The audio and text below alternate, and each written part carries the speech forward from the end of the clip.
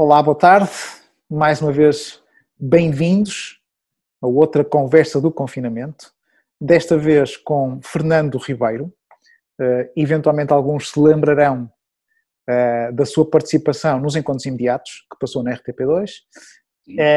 E é um investigador, enfim, que também eventualmente pode passar despercebido a alguns dos aficionados dos OVNIs, mas vem já da velha guarda. E, portanto, pertenceu também ao CEAF, CNIFO, à SPEC, é também um colaborador do STEC. E, portanto, Fernando Ribeiro, muito bem-vindo, muito obrigado por ter aceito este nosso convite, de estar aqui presente. Olá, Filipe, mais uma vez, é quase todos os dias que nos vemos a fazer estas pequenas conversas. O Fernando Ribeiro acompanhou ou fez, no fundo, a revisão do caso de Évora, de 1959, acompanhou também o caso da Gardunha, do Sr. Américo Duarte. Sim. E, portanto, é um pouco sobre isto que vamos hoje falar. Aliás, porque a Gardunha está sempre na moda, há sempre muita gente interessada em saber o que há nos céus da Gardunha e, portanto, serve aqui também para nos dar alguns esclarecimentos da sua perspectiva. Portanto, Fernando Ribeiro, faça-nos então um pouco da sua introdução. Vem da área da antropologia, não é? E porquê da antropologia para o fenómeno OVNI? Ora bem, antes de mais, eu sempre fui um interessado por estas questões, não só pela parte, digamos, lúdica ou pelo hobby que isto podia constituir, porque me interessei muito novo, eu tinha 15 anos, já me interessava por estas áreas e aos 17 ingressei no Centro de Estudos Astronómicos de Fenómenos Insólitos, no Porto. Foi o fascínio pelo desconhecido, foi o fascínio pela ciência, ao fim e ao cabo, porque nós normalmente misturamos, embora às vezes isso apareça dividido, mas há sempre, na minha opinião, uma mistura entre a ciência e a magia da ciência e a magia da religião muitas vezes. E nestes fenómenos materializam-se algumas destas coisas. Por um lado, a busca da materialidade do fenómeno ou do engenho extraterrestre, não é? E por outro lado, a simbólica que o extraterrestre traz, algo de fascinante e até de transcendente, na medida em que normalmente fica sempre um rasto de transcendência neste tipo de fenómenos, na ligação às divindades. Em geral, podemos depois verificar aqui ou acolá, não são todos os casos iguais e ainda bem, eu não pretendo ter explicações para nada, mas abordagens. A minha intervenção foi sempre um pouco nesse sentido. Interessavam-me casos até inclusivamente negativos, porque é que as pessoas exageram ou mentem quando mentem, isso é importante, e mesmo nos reais, naqueles que há relatos e testemunhos e vários testemunhos, porque é que a primeira interpretação normalmente é uma interpretação que tem que ver com algo de sagrado, na medida em que vem do céu, vem da montanha, vem da luz.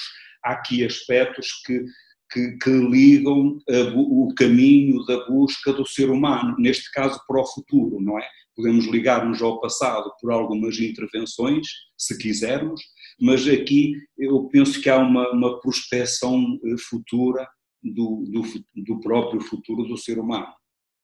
Para já é o que se me oferece dizer. No fundo, esta ligação, portanto, esta ânsia por querer saber as nossas raízes, não é? Porque esta ligação constante a sermos os filhos dos extraterrestres, no fundo, não é?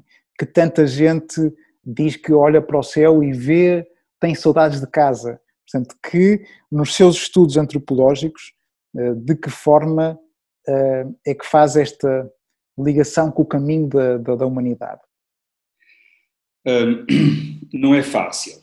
De qualquer modo, nós devemos sempre, na minha opinião, retornar um pouco às nossas origens. Aliás, quando se fala neste aspecto transcendente de algo divino, há sempre uma religação, portanto, há sempre uma religião que nos leva às cosmogonias, se assim quisermos, à explicação da vida e do nascimento da vida e à explicação que se dá para o ser humano em geral ter chegado onde chegou.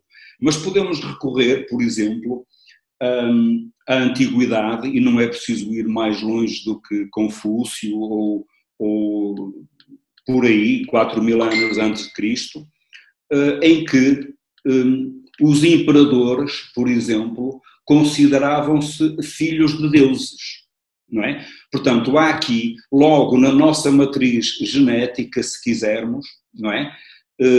E depois fenótipa, na medida em que a sociedade também levava-nos por aí, em que o ser humano, sobretudo determinado tipo de pessoas, se consideravam seres divinos ou filhos de deuses. A mitologia está cheia desses aspectos. Por outro lado, recuando um pouco mais, e ainda até se calhar como antropólogo, mas às origens, digamos, eu penso que se aceitarmos a evolução do ser humano de uma forma hominídea, que venha do símio ou de outra coisa qualquer, e para mim isso não põe em causa as religiões, porque se aceitarmos Deus, Ele pode nos ter posto aqui dessa forma e nós evoluímos. Portanto, não há aqui nada de contraditório e não é preciso fazer um grande esforço. Nessa altura, o ser humano mais recuado, com menos raciocínio, com menos encéfalo, massa encefálica, digamos assim, e ele temia certamente as coisas vindas do céu, o trovão, a trovoada, a chuva, as coisas que ele não explicava. E então arranjava sempre formas de as tentar explicar e perseguia essas explicações. Ora, chegámos aos nossos dias e nós não deixamos de ser religiosos nesse aspecto. Estamos, se calhar, a sair de uma forma de religião, como direi, comunitária, social, para uma forma de espiritualismo individual. Aliás, isto liga-se um pouco aos paradigmas, não é? E, se calhar, o fenómeno OVNI, ao longo da história e, sobretudo, no último século, ao apontar para o céu, para as divindades, ao colocar aspectos de sagrado na sua gênese, ou pelo menos nas interpretações individuais, e os contactados, como o da Gardunha, por exemplo, são um exemplo disso, depois podemos explicar melhor, nós estamos a perseguir na mesma uma forma de libertação, aqui através da espiritualidade, se calhar. Eu não estou a dizer com isto que o fenómeno OVNI, o fenómeno ET é espiritual, não, mas muitas vezes o que fica é uma espécie de sacralidade, uma espécie de ectoplasmia, isto é, fica uma energia exteriorizada de quem observa, e no caso dos contactados isso é muito comum, e depois não fica o fenómeno material, não fica a substantividade. Mesmo no caso da Alfena, mesmo nos casos que existem fotografias, nós não temos o engenho, é isto que eu quero dizer, com todo o respeito pelas testemunhas, porque eu também lá estive, e havia também aí medo. Houve uma senhora que me disse que havia medos porque temia que fosse o fim do mundo ao observar um simples artefacto. Mas voltando à Gardunha, eu penso que, ou voltando à sua pergunta, mas enquadrada na Gardunha, o que se passou, porque já não se passa da mesma forma, foi que houve representações que partiram do interior para o exterior por parte do contactado Américo Duarte, em que ele via dezenas, centenas de objetos, incluindo humanoides, com quem ele dizia... Deixe-me só interromper, desculpe, e eu depois faço também este corte, porque eu já vamos avançar para o caso da Gardunha, okay. Mas sem...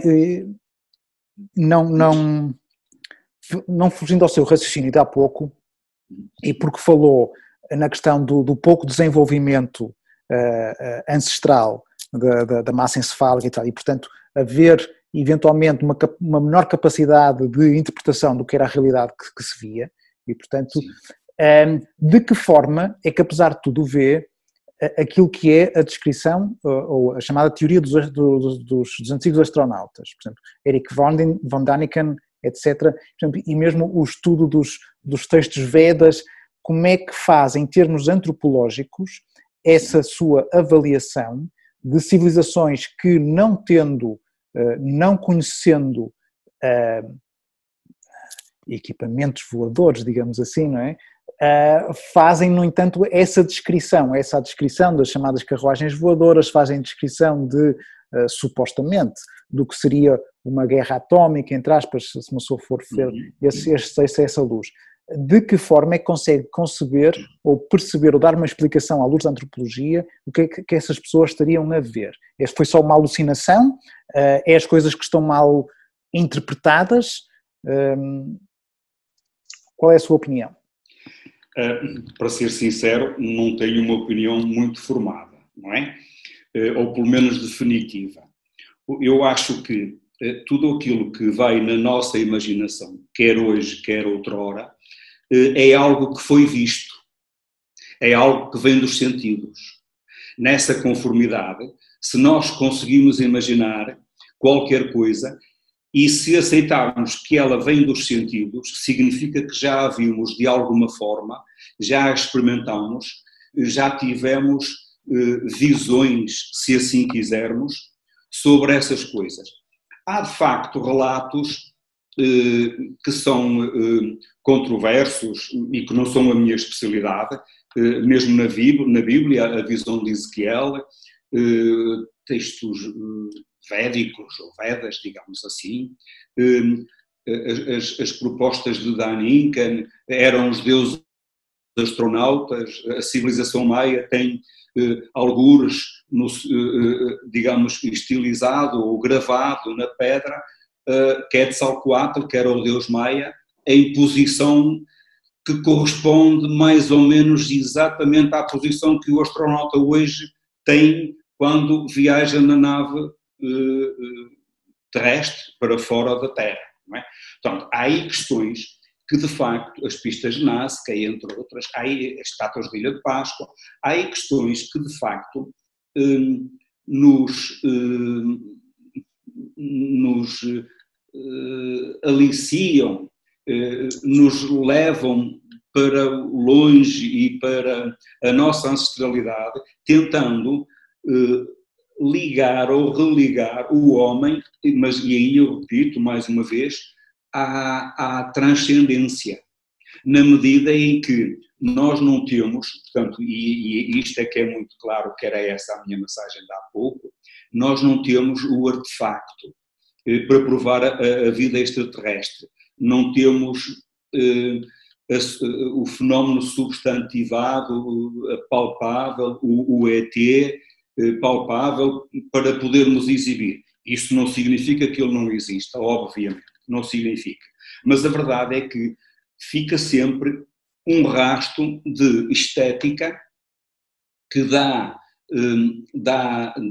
forma às coisas, fica sempre algo de mítico que depois os ritos vão, isto em termos antropológicos, vão atualizar o mito. É assim com as procissões, por exemplo, que saem do adro da igreja e que voltam ao adro da igreja, e esse rito vai atualizar o mito de Deus, da crença, da sacralidade, do céu, do que nós quisermos. Eu não tenho, digamos, respostas definitivas, mas acho que já daí essas interrogações existiam. Quando eu me referi aos hominídeos com menos capacidade encefálica, com 400, 600 e mais centímetros cúbicos ou por aí, estava-me a referir para trás do Homo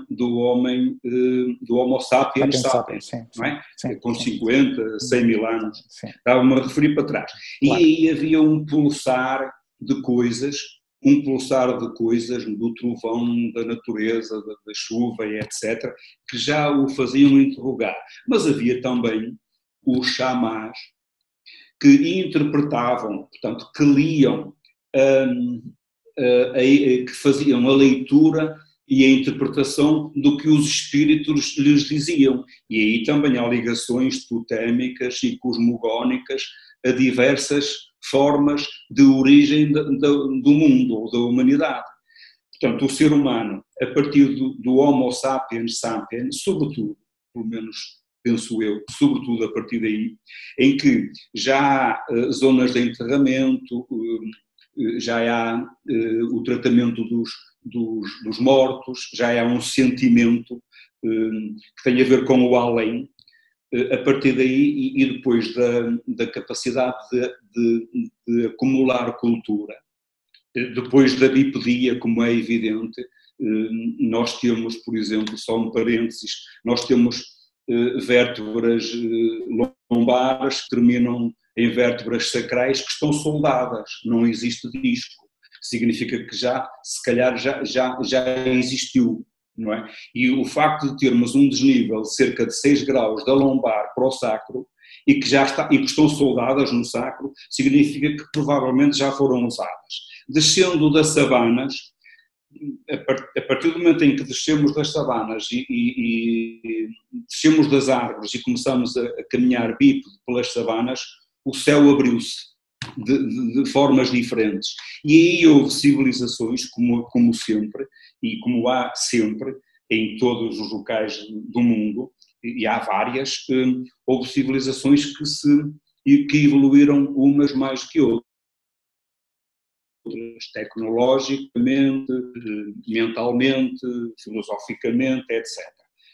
Mas é difícil nós provarmos que o ET já cá esteve há muitos milhares de anos.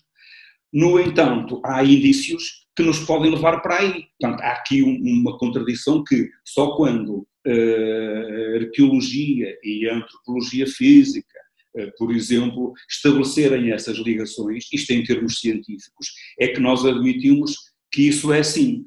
De qualquer modo, eu agora faço outro pequeno parênteses para ressalvar aquilo que eu tenho dito, isto é, o facto de a ciência não provar que já houve intervenção extraterrestre ao longo da história da humanidade não significa que não tenha havido. Porque a ciência, no meu entender, falta-lhe um bocadinho de fé. E a religião, no meu entender, falta-lhe um bocadinho de ciência. Aí, o casamento entre esta magia mais composta, cedendo num lado e no outro, clarificava os dogmas que existem ainda por aí e, ao mesmo tempo, melhorava a capacidade interventiva da ciência, que não tem que ser física, comprovada, etc. Nesse sentido, a ciência vai perder sempre, porque fica sempre uma dúvida por concretizar. Por mais que descubra, fica sempre um limite. E na religião isso não acontece. Não sei se cheguei lá, mas eu a história dos Vedas não estou bem preparado para ir lá. Perfeito, perfeito. Filipe, queres acrescentar alguma coisa? Eu acho que respondeu perfeitamente à questão colocada e agora sim permita-me explorar um pouco o mistério da gardunha, porque na nossa comunidade o tema gardunha continua a ser alvo de especulação e até recentemente um grupo comentava em acampar na gardunha também na esperança de poder observar alguma anomalia. Portanto, é um caso ainda bem vivo no nosso imaginário. Neste sentido, gostava de saber se o Fernando conheceu o Sr. Américo Duarte E se o conheceu, qual a sua opinião enquanto testemunha? No sentido de ser uma testemunha considerada credível, ser uma testemunha que acredita naquilo que disse, ou naquilo que acredita ter visualizado, podendo, embora o fator imaginário, ainda que a nível inconsciente, ter alguma influência naquilo que o Sr. Américo relatava, e também se teve acesso à opinião da comunidade local relativamente ao Sr. Américo. Eu tenho a ideia que sim, que o Fernando esteve lá em 94, não é? A fazer uma entrevista pessoalmente Sim. com ele. Sim, eu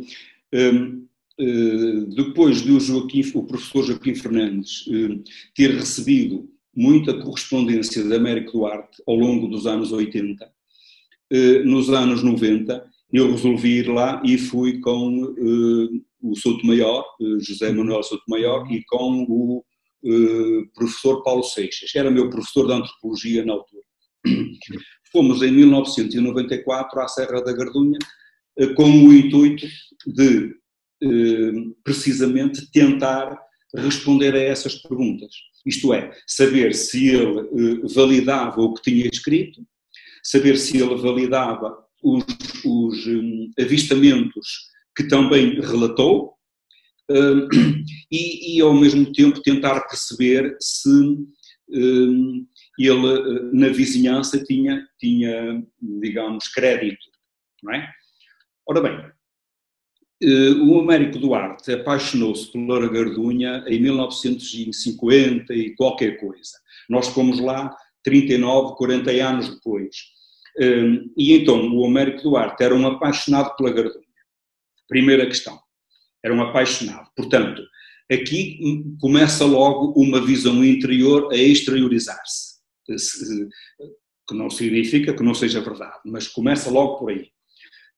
Essa paixão pela Gardunha levou-o a recolher informações sobre folclore local. Depois, isso misturou-se com observações que ele tinha de OVNIs, assim chamava.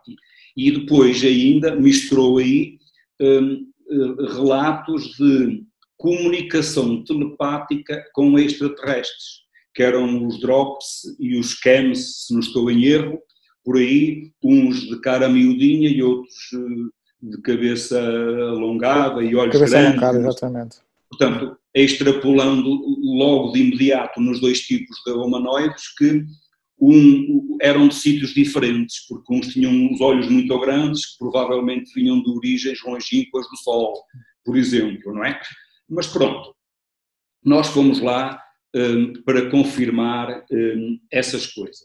Na realidade, ele não só confirmou, como mostrou-nos na mesa de trabalho, que existe uma fotografia publicada, caracteres que ele dizia que usava para corresponder e que recebia mensagens e coisas do género, mas que nós não exploramos muito essa área, não é?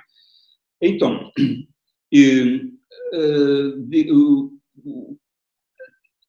digamos que o contributo dele foi um contributo ao nível de um contactado.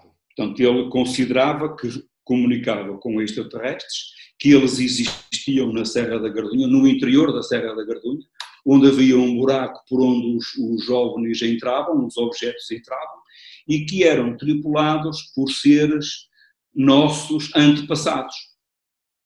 Pronto. O que é que nós temos aqui? Independentemente dos relatos, que alguns vizinhos diziam, sim senhor, eu nunca vi, mas não tenho nada contra. Outros diziam que nunca viram e achavam que ele exagerava, não é? Achava que ele exagerava. Portanto, eu acho que me ficaria pelo meio termo. Isto é, ele alguma coisa viu, ele alguma coisa vivenciou, algumas observações teve e depois acabou por se apaixonar e extrapolar demasiado, na minha opinião. E porquê? Porque ele dizia que a Serra era um cosmódromo e isso não se prova, nunca se provou. Ele dizia que as naves vinham do céu e que vinham para cá, para esta terra de luz, Lux Citânia, a Lusitânia, como ele nos referiu na altura. Depois, alimentava-se de folclore local. Depois, ele cultivava também uma espécie de animismo, na medida em que ele achava que, a partir de um determinado momento, aqueles fenómenos aconteciam porque a Nossa Senhora da Penha gostava que o santuário fosse reconstruído, uma vez que já estava destruído. Ora, há aqui o animismo de dar vida a objetos, a coisas na natureza. E depois até estabeleceu uma trilogia entre três santuários da zona, que eu penso que tem aqui no livro, que era o santuário da Serra, o santuário de Almortão e o da Senhora da Póvoa. Portanto, ele acabou por fazer uma triangulação depois sacral, religiosa. Não é? É por isso que eu digo que, independentemente das suas observações, das suas descrições, ele misturava questões sagradas, digamos assim, misturava a vontade dele com aquilo que ele se calhar viu e que serviu de motor para o resto, na medida em que ele dizia muitas vezes, isso está escrito por mim e foi afirmado por ele, que, por exemplo, para a semana que vem, se tiver bom tempo, vai haver observações. Portanto, ele provocava-as de dentro para fora. Nesse sentido, eu acho mais, respeitando os relatos dele, como é evidente, eu acho mais que... Basicamente, ele tinha feito aqui uma triangulação com três santuários, não é? Sendo que... sabia-se, pelo menos do folclore local, que havia uma lenda de uma criança que se tinha perdido, no fundo, não é? E que tinha sido reencontrada uns dias mais tarde, quando já se pensava que ela estaria morta, que a mãe pensava que ela estaria morta, foi reencontrada numa gruta onde havia, no fundo, onde a criança refere que havia uma senhora que tinha tratado dela, não é? E, portanto, depois ele faz essa ligação, no fundo, é quase uma ameaça, daquilo que eu depreendo, ou seja, por um lado, estes ETs que venham e que são os nossos ancestrais, não é? Portanto, nós seremos os descendentes destes ETs que têm o cosmódromo aqui, pronto, quer dizer, no fundo querem regressar à sua origem. Mas por outro, ele também, e corrija-me se eu estou errado, ele também diz que os avistamentos continuarão a ocorrer enquanto não for feita a restauração do santuário. Portanto, é quase aqui uma ameaça. Portanto, eles vêm para a sua origem, mas por um lado querem que nós, porque eles não conseguem, se calhar, restaurar o santuário. Estamos de acordo, e se calhar é por isso que eu falei no animismo que ele referia, porque ele achava que a Nossa Senhora da Penha queria que o santuário se reconstruísse. Portanto, era quase uma ameaça, mas também não significa que fosse uma ameaça real, no sentido de temos que reconstruir o santuário. Era, digamos, uma forma de ele sair, eu não sei se isto se pode explicar desta forma, mas era uma maneira de ele sair do seu estado modificado de consciência, na medida em que eu acho que ele tinha... EMCs, estados modificados de consciência, ao contrário do que é normal. Nós sabemos que um estado modificado de consciência é um estado em que estamos a ler, a meditar, a dormir, a sonhar. Portanto, não é o central da consciência no dia-a-dia. No caso dele, o central eram os OVNIs. Era toda esta divindade e a explicação que ele queria para isso. Os estados alterados seriam o cotidiano, ao falar com as pessoas e coisas do género. Bom, mas isso significa para mim, que eu também acho que escrevi isso, que este tipo de casos, embora não se possa dizer que não são verdadeiros, não é isso, não se possa dizer que ele não observou qualquer coisa, não é? Mas ele ao fazer a trilogia dos santuários e ao dizer que há mais de 70 anos estas observações existem, e ele estava a reportar-se a 70 anos atrás e a tentar, na minha opinião, atenção, colar aquela consciência daquele local aparicional de divindades, estava a tentar colá-lo a Fátima, na medida em que, para ele, anteriormente a Fátima, já havia ali observações. Só que isto é uma forma de consciência holorânica, quer dizer, é uma forma de nós irmos buscar ao cosmos o todo para aquele local, não é? E então aquele local era o cosmódromo, era o cosmos, não é? Aquele local era a cosmogonia, quase, para ele, não é? Pronto. Por outro lado, não tendo que ver com Fátima, mas podemos fazer aqui uma pequeníssima e muito curta comparação.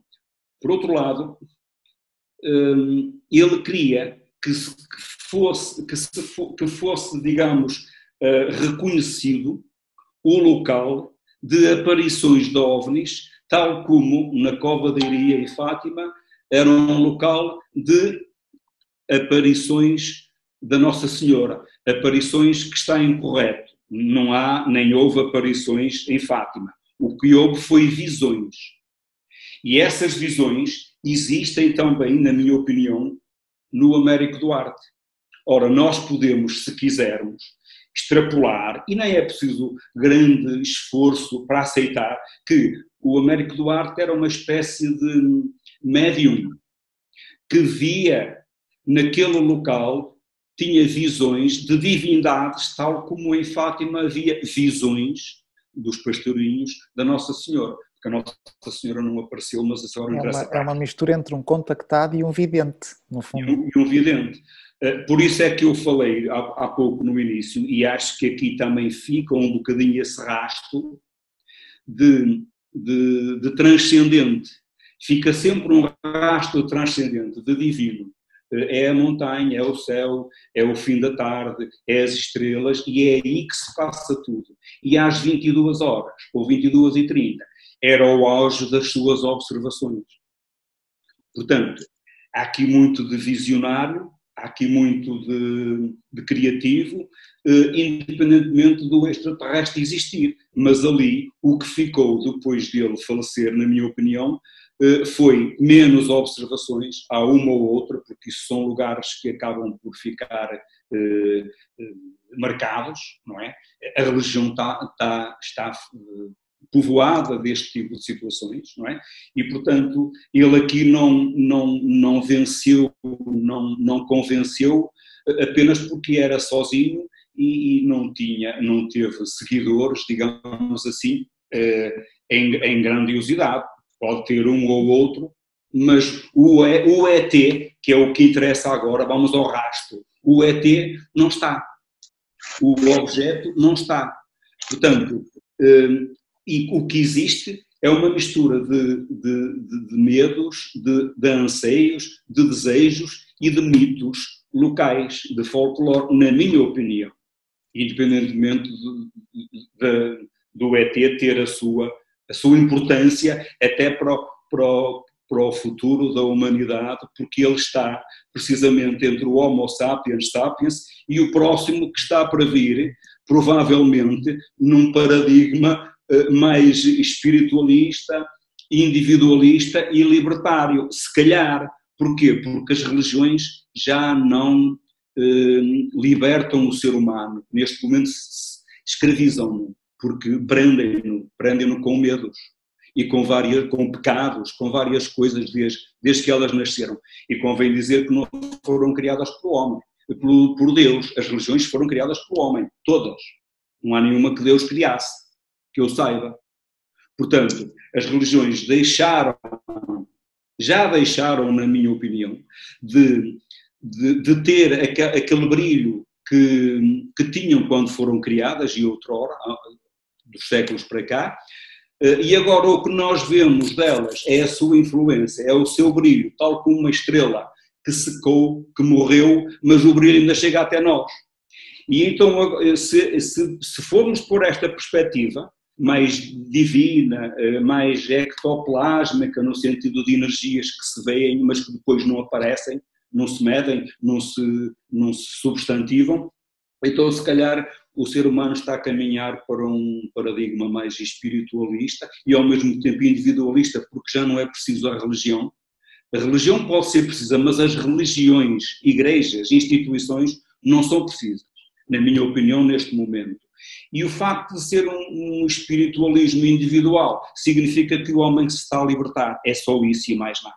Porque o individualismo tira-nos, podemos interpretar, só para terminar, que é egoísmo, mas não, este individualismo tira-nos do conjunto, tira-nos do seio, tira-nos da sociedade. O homem chega a Deus por si só, hoje em dia. Basta que mergulhe dentro dele. Aliás, essa é a mensagem de Jesus Cristo. Não é preciso. De facto, parece que a religião ter-se-á desviado irreversivelmente dos valores iniciais. E talvez isso justifique também esta nossa necessidade de, em caso de suposto avistamento OVNI, de suposta aparição, atribuirmos essa experiência um caráter quase místico, divino, e reflete-se sobretudo no caso das aparições associadas como aparições marianas. Eu estou completamente de acordo. E, por exemplo, se nós virmos o que é que se passa nas redes sociais hoje, que eu sigo só há 2 meses, porque eu não seguia, eu vejo milhares e milhares de mensagens que são que têm ingredientes religiosos, outras que falam da esperança, do amor e da paz. É praticamente o que eu vejo nas mensagens, quer seja religiões, seitas ou novas formas de religião, ou religiões mesmo que agora até nesta altura da quarentena levaram o andor pelas aldeias e pelos caminhos da aldeia num sentido de procissão, não é? Portanto, de religação. E eu acho que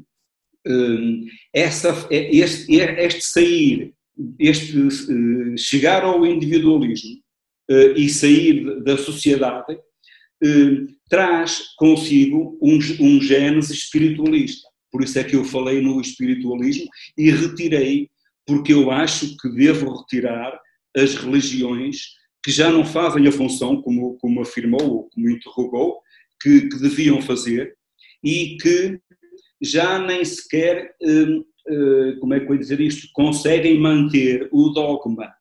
Porquê? Porque, por exemplo, vamos falar sobre o amor. A observação do Américo Duarte é uma observação de amor. Ele vê ali a contemplação, vê ali o brilho, vê a êxtase, ele vê tudo o que há de belo no universo e tenta chamar o cosmos para aquele local, não é? E porquê? Porque as religiões não desempenham esse papel. O ser humano está egoísta, mas o espiritualismo individual que aí vem não é egoísta, na minha opinião. Ok, pode vir. Pronto, e se calhar nós estamos a cruzar aqui elementos epistemológicos de paradigmas que aparecem nestas anomalias, nos fenómenos sociais, religiosos. Nunca houve tanta religião e tanta ciência ao mesmo tempo. Nunca. De tanta religião e tanta ciência. E é um paradoxo nós aceitarmos a explicação, por exemplo, dos padres ao longo de milhares de anos sobre o amor, coisa que eles nunca dominaram, não é? Portanto, temos aí também, pela negativa, um dos aspectos que nos desliga das religiões clássicas, mas por outro lado estão a aparecer formas até de adoração a ETs, não é? Os próprios contactados, alguns deles podem ter esta mística de religião, porque se querem religar. No caso do Américo Duarte, ele achava que eram os nossos antepassados que saíram daqui e que estão a voltar, e portanto com isto, o que é que ele faz? Fecha mais uma vez o cosmos, e eles, afinal, somos nós. O ET, afinal, somos nós. Em termos de antropologia física, se quisermos, isto até pode ser admitido como uma prospecção, a antropologia física prospectiva, como uma prospecção, uma visão daquilo que o ser humano pode vir a ser no futuro. Repara, cabeça maior, que normalmente os retratos mostram dos humanoides. Cabeça maior por causa da inteligência que agora temos. Ou o ET possui. Mãos maiores, mais compridas para lidar com as novas tecnologias. Pernas não precisam de ser compridas. Compridas, digo. Portanto, e esta ligação do ET pode ser uma ligação que tenha que ver com nós projetados no futuro.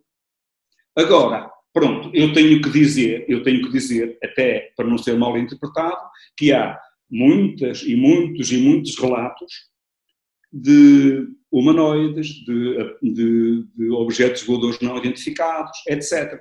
A questão é que depois nós não temos a prova, temos indícios, digamos assim.